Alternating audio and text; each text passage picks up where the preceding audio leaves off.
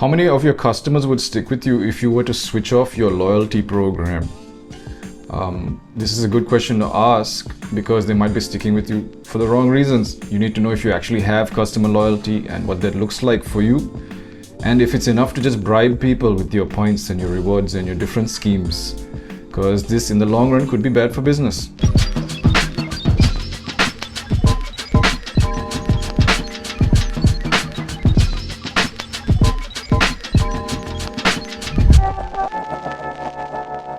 We are Dropkick Copy, Olympic level, direct response marketers, World Federation champions.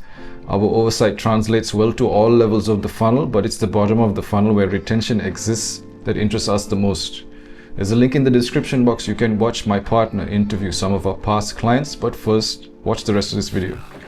So in this video, what I want you to take away is that there's a certain way to think about loyalty, and it's going to go beyond just points and rewards. Anything that's just pure maths and purely transactional is actually not good for you, doesn't make your business resilient.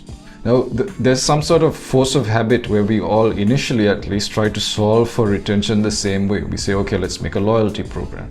And then because of we're familiar with what loyalty programs look like, we imitate other loyalty programs. We start putting up a scoreboard, points, rewards, tiers, discounts, all that stuff, the whole 9 yards. We put that in place. And we think, okay, this looks good on paper. Everybody's going to be happy. We're going to be happy because it's not that complicated to pull off. And hopefully the customer will be happy too. Because what tends to happen is that you'll end up nurturing the bargain hunter quality in people, the bargain hunter nature in people, because you're not showing them any other way of relating to you. You're just a person selling a product. You're a vendor, and you have this point system that if I play my cards right, I can get something out of. You're not showing them any other way of dealing with you, right? And what's to stop competitors from coming in and offering a better discount, a better deal? What's to stop them from doing that? So what people will do is they'll play both sides, just like how they played both sides back in the day, Barnes and Noble and Borders. People are just kind of seeing what they can get out of each other. The programs are mostly identical. They weren't differentiating in any other way until later on when Barnes and Noble did.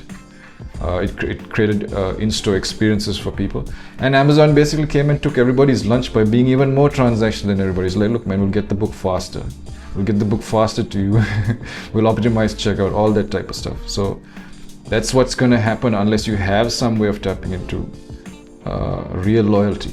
Now, I'm not saying don't use loyalty points. They're useful in a program to keep track. It has usefulness, but what I am saying is it cannot be the thing you optimize for, or you cannot want other people to optimize for it too. It creates problems. This is an idea that exists in economics. Any measure ceases to become a good measure once you target for it and optimize for it. So like there's a famous example, a case, I think in a village in India, I'm not sure, they'd put out the word turn in cobras, capture cobras and turn them in, you get a reward, a bounty. So people started doing that. They were optimizing for, cleaning up the area, no more cobras. But what some people started doing is they started breeding cobras and taking the bounty. So they were optimizing for the wrong thing, really, if you think about it. What I am saying is push the points and the mathematics stuff, the math stuff, push it to the background. It's not the main focus. It shouldn't be the main focus of the relationship, what they can get out of you, right? There should be a bond, something more than that. We have to discover what that is. But it's necessary to do. You can check in with your own business, talk to your customers, run a survey, maybe find out the people that have bought once, at least twice. Why did you buy again? Why do you stay engaged with us through our newsletter as opposed to disconnecting and just following us on social media? It's interesting to find out what they say. Do they mention humane things, human things, emotional things, things related to bonding and identity? Or do they talk purely about the rewards and transactional stuff? Companies see a lot of success when they invest in real loyalty, like Sephora. This is a skincare brand, a bath products brand. Apparently 80% of their sales is driven by what they do with their Sephora Insiders program. And people from within the company have said, a lot of the times what they cite is emotion, feelings of recognition, things like that, non-transactional things. Honestly, I feel the reason people also just gravitate to this points system, points, rewards, transactional way of trying to bribe people for loyalty is because it seems easier, and the other way seems expensive.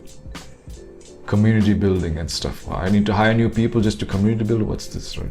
So it seems expensive, and people stall. They don't take action on this, and they delay the inevitable of people being poached or switching to the other brand. You might be saying, hey, look, man, I'm an e-commerce business. I'm not trying to throw soirees for people. But I just think that's the wrong attitude to have, because the churn is happening and retention needs to be addressed. So if you don't do it, if you don't do something about this, then that's negligence. And it doesn't have to be difficult. It doesn't have to be the way that you think it is. It can be quite simple. Oh, okay, let me humor you though. Let's try two examples. Let's start off with e-commerce. So you really want to be leaning into things like convenience and structural things that make it difficult for people to switch. This is different than thinking of points. The best case, the guys that set the benchmark for this in recent times, I guess you could say, is Amazon Prime, the Amazon Prime program. So Amazon, apparently internally, how they thought of their loyalty strategy was to think of it as a convenience program, and everything works in that way. So it's faster checkout, automated billing stuff, you know, the whole nine, you know what it is, right? And then the discounts on shipping and the fast delivery, all that. So from the moment you get into their dashboard on their platform, all the way to checkout and all the way to the point of delivery, it's very, very convenient, and you don't want to switch. That's how they dial that in. And so you need to be thinking in a similar way. It's slightly different than just thinking of points and rewards. Let's say you're not e-commerce, you're just an app, a SaaS business. Then you want to take a page out of Duolingo's book, how to keep people coming in, gamification matters. This is all, again, experience. They're famous for the streak system. If you think about it, what are people... The streak system is cited as a reason for people logging in, but what do people get out of a streak? Absolutely nothing. Can you think about that for a second? They managed to get people engaged and increase retention and loyalty to keep showing up in the app without exchanging anything at all. All they did was put this thing of a streak, and people are showing up to maintain that streak. See how they're thinking. They're thinking beyond just points. Even though the points are there, the streak is measured, but they were thinking beyond the points. You understand? These are like psychological levers you can pull. You don't have to go and throw a soiree. You know what I mean? You might think you need to, run out and start an online community. Let me just do that. Let's start a Discord group. People don't want that. They don't want more notifications showing up.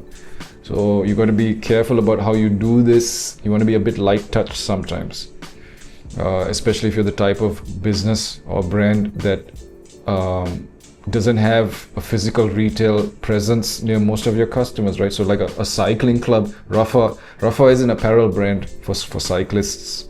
They're able to do interesting things. They're able to like run a membership community for cyclists and have specific meetup points and their own kind of kit, and they created a culture around just the apparel. They don't actually sell bikes. You might not be that type of brand, so you still want to build community in other ways or create a sense of community. It doesn't have to be an online community. It can be light touch. So that's why email is so powerful. We always say this. People don't believe. It's like, it's very useful. You just need to know how to use it.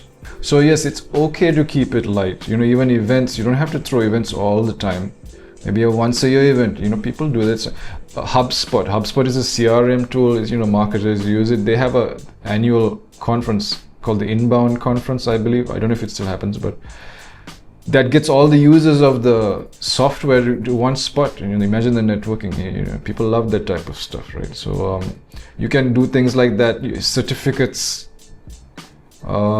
something meaningful, something like a certificate, something that shows progress. Or more access, give people extra access to things. These create wow moments, and they stop being indifferent to you. They start having an emotion towards you and your brand, and your willingness to believe in them causes them to believe in you.